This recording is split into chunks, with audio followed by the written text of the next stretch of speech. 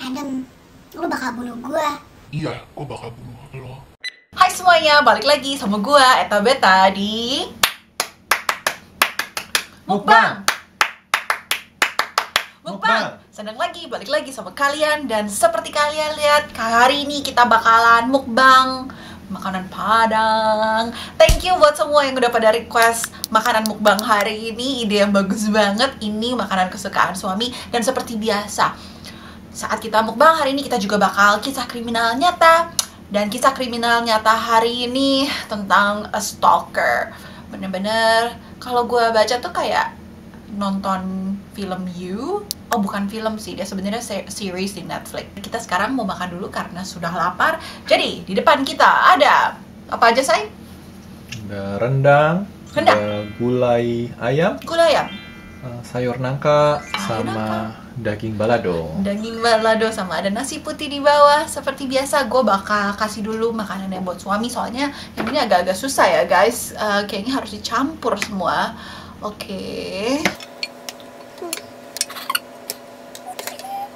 Oke, gue mau cobain dulu makanannya. Ini kayaknya mendingan ditaruh di sini aja dulu. Soalnya gue juga agak-agak bingung enaknya ini gimana.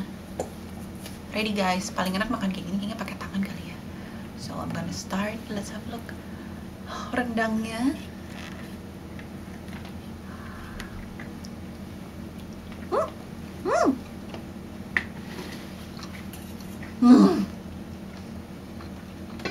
Oh my god. Wow.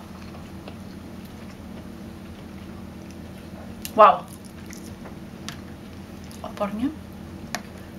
Wow guys. Gulai. Oh, gulai.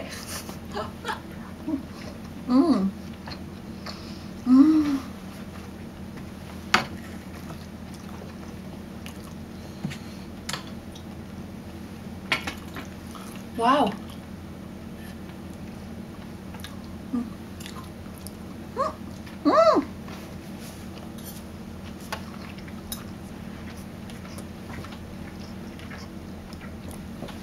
So good. Ini kayaknya cabenya pedas banget deh. Kamu udah coba belum cabenya? Lihat nih cabai hijaunya. Serem gua makannya. Deg-degan. Kayak nungguin pacar. Look at this, guys.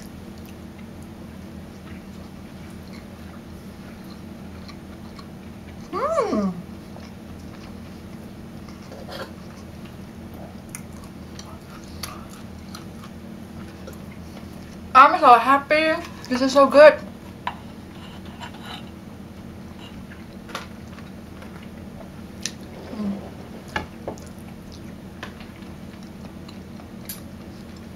Jadi kasus hari ini terjadinya di 2013 di Amerika, di mana lagi gitu loh ya.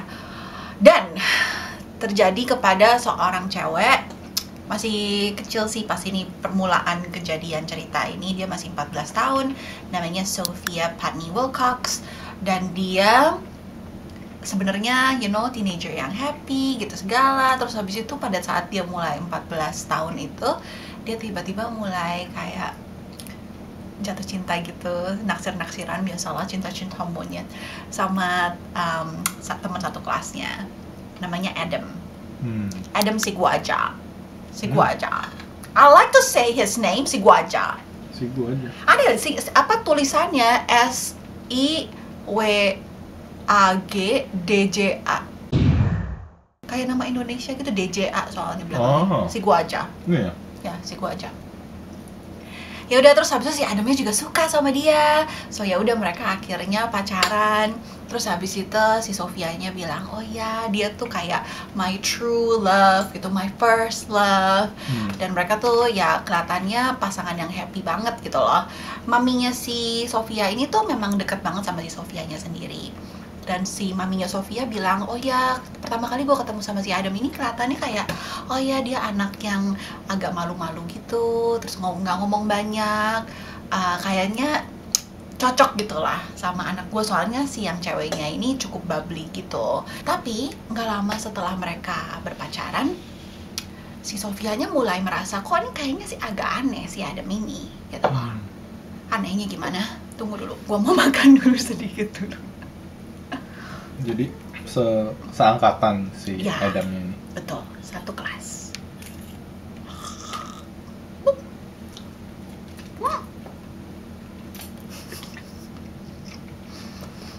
Gue kayaknya nggak bisa makan cantik deh. Berantakan kemana-mana. Sorry ya guys. Jadi si Adam ini tiba-tiba kok jadi cemburuan banget gitu loh. Orangnya cemburuan. Dia bilang sama si Sofianya, oh apa, lu nggak boleh cari kerjaan, nggak boleh kerja gitu maksudnya. Nanti ada cowok lain lihat lu, nanti lu tergoda lagi gitu segala. Terus nggak boleh punya temen, nggak boleh hangout sama even keluarganya si Sofia ini gitu loh. Si Sofianya nggak boleh hangout sama keluarganya sendiri, kayak dikekang banget sama si Adam ini gitu loh. Terus habis itu makin lama dia kayak kadang-kadang suka mukulin gitu si Sofianya. Kadang-kadang kayak dia suka ada pakai pisau gitu kayak mau disayat gitu. Terus habis itu pernah dimasukin ke bagasi mobil. Aneh banget kan makanya.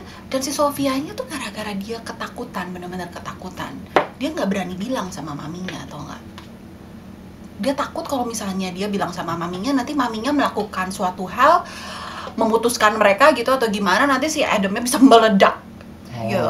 Jadinya dia kayak mencoba melindungi keluarganya, terus dengan cara dia nggak ngomong gitu loh. Dan dia merasa malu karena dia membiarkan si cowok ini melakukan hal-hal tersebut kepada dia gitu loh. Memang sih kalau misalnya yang namanya physical abuse, ada juga pasti verbal abuse gitu loh. Dibikin supaya kesannya si korban ini tuh kayak nggak bisa ngapa-ngapain gitu. Memang banyak banget kalau gue baca cerita-cerita yang manipulatif gitu. Semuanya nggak cewek nggak cowok ya. Ini yang abusernya itu bisa cewek bisa cowok, nggak pantang gendernya apa. Mereka semuanya manipulatif gitu loh, pakai kata-kata mereka untuk bilang nanti nggak ada yang sayang sama lo, nanti lu masa depan suram, nanti lu nggak bisa kayak gini, lu tuh kecil, lu gini, lu gitu. Bener-bener gitu loh, dikecilkan sekali gitu loh. Dan saking takutnya ya udah dia nggak berani bilang ke siapa-siapa. Terus habis itu bulan demi bulan berlalu, terus habis itu dia juga kalau mau putusin cowoknya ini, nanti dia juga ketakutan, dia juga takut nanti kalau cowoknya tiba-tiba bakal nyakitin dia gitu loh. Bukan nyakitin perasaan doang, tapi nyakitin physically, nyakitin gitu. Nah terus akhirnya setelah beberapa bulan dia nggak sengaja nge-gap kalau cowoknya ternyata selingkuh sama cewek lain. Jadi kayak otomatis ya kayak gitu dia putusin dong cowoknya, gara-gara si cowoknya selingkuh sama cewek lain. Cowoknya nggak mau terima, men. Si Adamnya nggak mau terima. Dia langsung, gue nggak bisa hidup tanpa diri lu, gue bakal bunuh diri, gue bakal ini, gue bakal itu gitu, gue bisa blow up gitu segala. Jadi kayak bikin si cewek ini tuh ngerasa takut. Dan lebih nyebelinnya lagi dan creepy sih sebenarnya, dia sengaja jalan ke rumah ceweknya. Dia kan tahu rumah ceweknya di mana, obviously, karena mereka udah pacaran berapa lama. Dia jalan ke rumah ceweknya. Dia berhenti di depan jendela kamar si ceweknya. Terus ngetem aja di situ, kayak ngeliatin terus cewek ini lagi ngapain.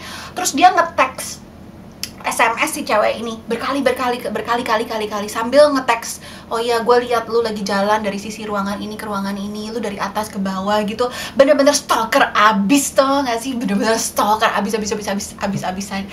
Serem banget, bener-bener serem sama banget. Cewek sendiri begitu? Ya ini kan posisinya juga udah putus gitu kan sebenarnya. Langsung telepon polisi.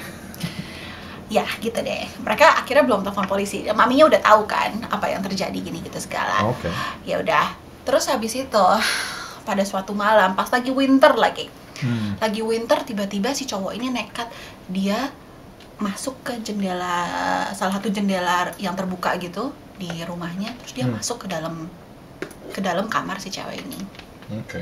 Dia bawa pisau, terus habis itu dia bilang, lu harus ikut gua keluar gitu loh. Si ceweknya ini tuh lagi di dalam kamar, lagi kayak nggak pakai baju buat winter gitu loh. Soalnya di atas, di luar tuh udah saljuan gitu loh. Dan si ceweknya udah mikir, aduh gila, kalau misalnya ini gua sekarang keluar sama si ex cowok gue yang rada-rada gila pakai baju kayak gini, gue pasti mati di luar gitu loh. Entah mati gara-gara dibunuh atau mati gara-gara gue kedinginan. Jadi dia berjam-jam di ruangannya dia mencoba ngomong sama si cowok ini. Nggak apa-apa, gue nggak bakal bilang sama polisi, lo tenang aja. Nggak ada yang perlu tahu, gini-gini gitu. Berjam-jam. Akhirnya si cowoknya mau keluar, ditinggal.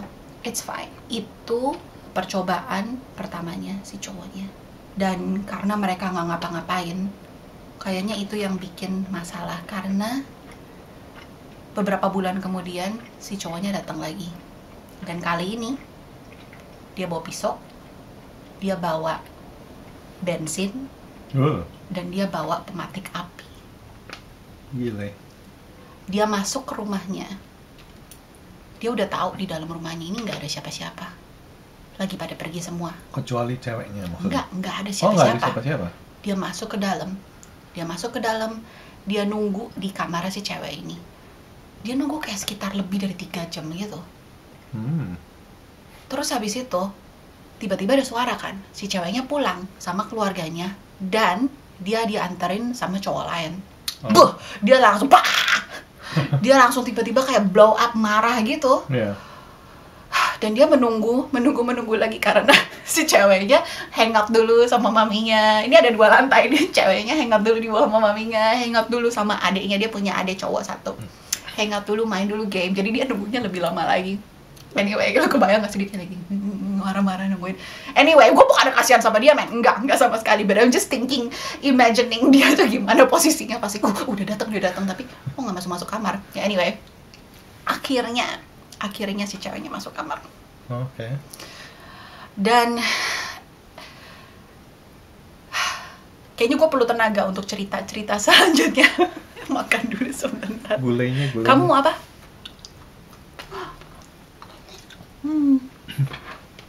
Ya udah, akhirnya si Sofianya ini masuk ke dalam kamarnya kan. Si Adamnya tiba-tiba keluar dari, dia sembunyi gitu dari bawah, sembunyi di selimut gitu. Terus habis itu tiba-tiba dia keluar, gitu. Keluar, terus habis itu dia langsung ngambil si ceweknya ini, ngambil si Sofianya, langsung bawa pisaunya. Terus habis itu bilang, lo ngapain sama cowok itu gitu lah. Terus habis itu langsung dibeset sini dadanya. Terus habis itu Sofianya bilang, Adam, lu bakal bunuh gua. Terus si Adam bilang, iya, gue bakal bunuh lo. jadi si Sofia udah mikir, oh gila, ini pasti udah saat-saat terakhirnya dia pasti bakalan mati pada saat ini. Terus habis itu Sofianya dilempar ke bawah gitu, dung gitu kan, bunyi. Terus maminya baru kedengeran gitu loh dari bawah, kenapa bisa ada suara dung gitu dari atas. Terus maminya langsung buru-buru naik ke atas, coba buka pintunya, tapi si Adamnya kayak nahan pintunya gitu loh, jadinya nahan sama berat badannya, jadinya maminya nggak bisa masuk.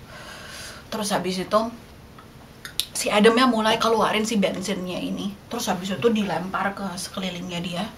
Terus habis itu dibakar, ceger. Hah? Maksudnya dia bunuh diri? Enggak, dia nggak bunuh diri sih. Dia kasih ke sebelah-sebelahnya dia. Well, mungkin intentionnya dia nantinya pengen mati gitu. Tapi akhirnya nanti, spoiler alert, dia nggak mati. Jadi dia dilempar gitu, bensinnya udah kebakar gitu, jadi asap kemana-mana. Dan akhirnya maminya bisa masuk ke dalam ruangannya. Terus habis itu katanya maminya, gila gue nggak bisa lihat apa-apa, semuanya kayak cuman api sama asap hitam, bener-bener nggak kelihatan kemana, nggak bisa lihat gitu lah. Pokoknya dia panggil anaknya kan, Sofia lu di mana gitu. Terus habis itu langsung panggil nih si adiknya yang cowok 1 gitu loh, jadi yang lagi di bawah, sini. Terus habis itu cowoknya langsung bawa adiknya ini dia langsung bawa kayak baseball bat, baseball bat gitu. Terus habis itu dia juga masuk, dia juga nggak bisa lihat kan, dia cuma bisa kayak lihat bayangan gitu. Dan si Adamnya ini dia bawa si Sofia di depannya dia supaya jadi kayak tamengnya dia gitu. Terus adiknya ini gara-gara nggak bisa lihat gitu, jadi dia cuma bisa mukul-mukul di dalam kegelapan gitu, berusaha untuk menjauhkan si cowok ini dari kakaknya sendiri gitu kan. Pukul, habis itu kena dong. Terus yang kena ternyata si Sofianya. Sini kena berdarah, dia langsung jatuh ke tanah. Terus Adamnya karena dia ketakutan juga gitu loh, udah ada api, terus habis itu ada yang mau mukul dia, terus dia langsung loncat dari dari jendela kamarnya ini, dia di lantai 2. Kayak di film action gitu. Kan ada atapnya gitu. Ya. Gitu, sliding, terus habis itu dia jatuh ke bawah, terus dia kabur. Oke. Gitu. Terus habis itu ya udah langsung si maminya langsung pergi ke rumah sakit, bawa si Sofianya. Sofianya udah teriak-teriak di belakang, aduh sakit banget soalnya udah berdarah di kepalanya, udah berdarah juga di sini yang tadi dia di slit itu. Sama si maminya juga langsung telepon 911, langsung telepon polisi, dan dia langsung laporin si Adam ini gitu loh. Tapi si Sofianya masih sadar gitu ya? Masih sadar. Nah, si Sofianya ini akhirnya harus dioperasi. Ada fotonya, aduh kasihan banget, dia cantik tau gak sih anaknya. Harus digundulin lah pokoknya sebelah, ada 20 jahitan gitu di sini.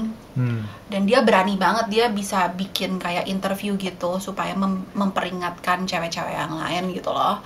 Kalian jangan mau kalau misalnya ada seseorang yang nyakitin kalian, jangan didiemin aja.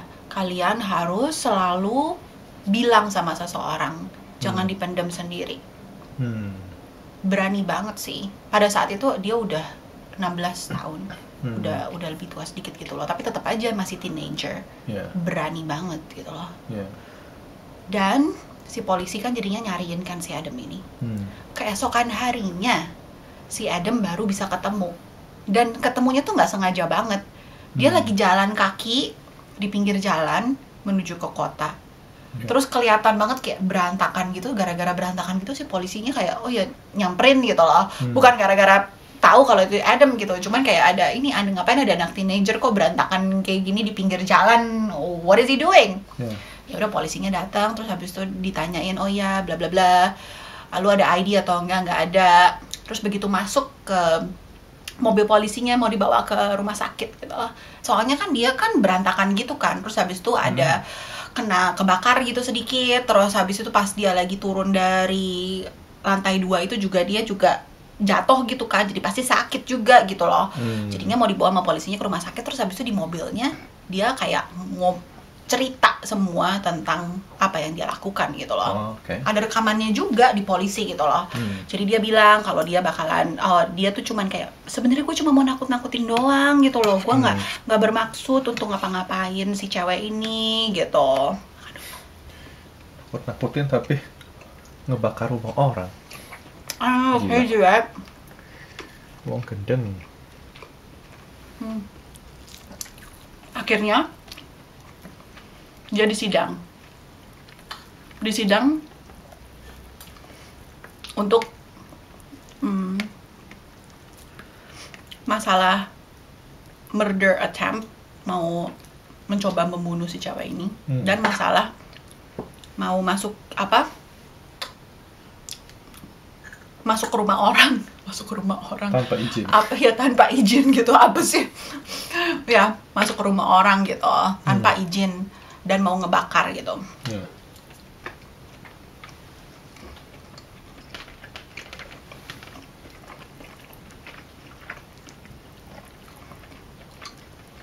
Waktu gua tahu keputusannya apa, bikin marah sih. Jadi dia dibilang kalau dia tidak bersalah. Tidak bersalah untuk hal yang pertama, untuk yang mencoba membunuh si ceweknya ini. Yang benar aja, maksudnya udah bawa bensin, bawa pisau ya. Bawa pisau, udah mau dibakar rumahnya. Kok tapi bisa sih? Dibilangnya buktinya belum nggak banyak gitu loh katanya. Buktinya nggak banyak, jadinya dia dinyatakan tidak bersalah untuk hal yang itu.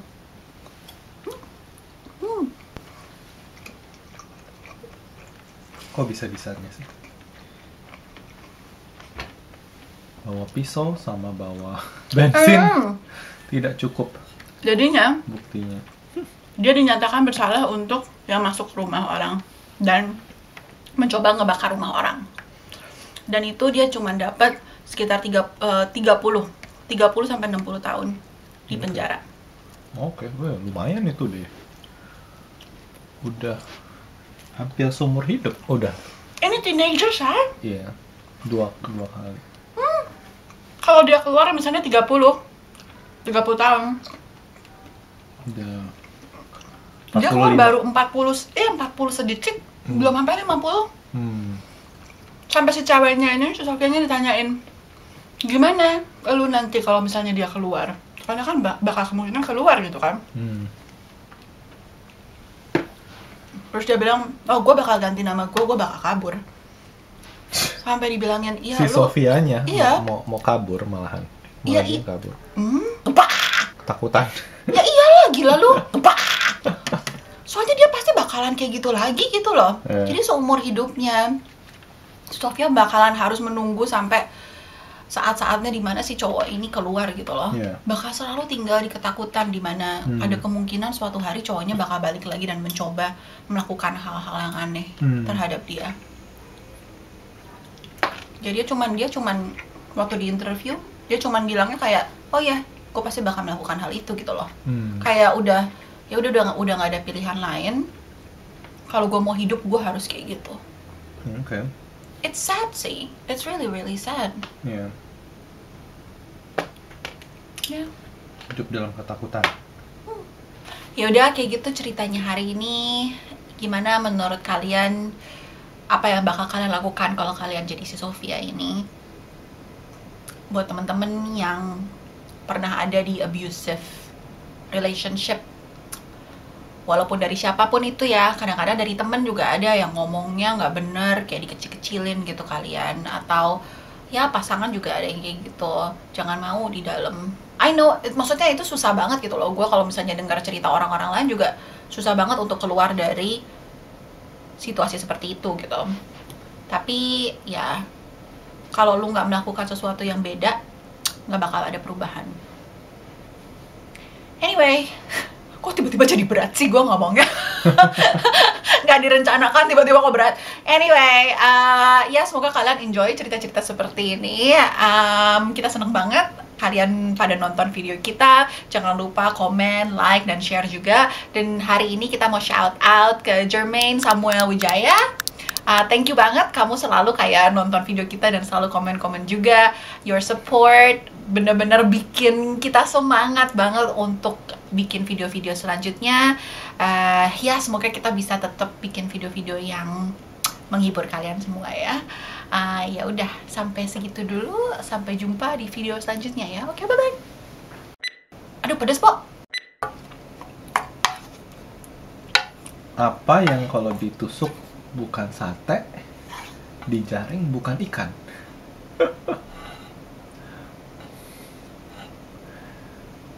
Konde.